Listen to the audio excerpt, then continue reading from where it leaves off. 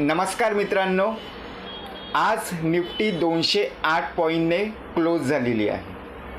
आता उद्या 14 ऑगस्ट आहे आणि परवा 15 ऑगस्ट निमित्त स्वातंत्र्य दिनानिमित्त आपल्याला सुट्टीच असते।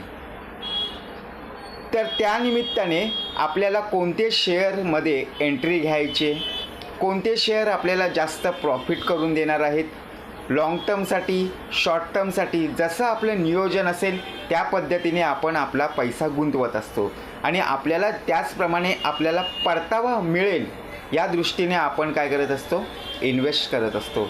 तर कोणाला इन्व्हेस्ट करायचे असेल तर नक्कीच चॅनलला सबस्क्राईब करून ठेवा, जेणेकरून आपल्याला चांगला प्रॉफिट होईल। आणि कोणाकडे जर डीमॅट अकाउंट नसेल तर लिंक दिलेली आहे, तर त्याद्वारे आपण अकाउंट ओपन करू शकता।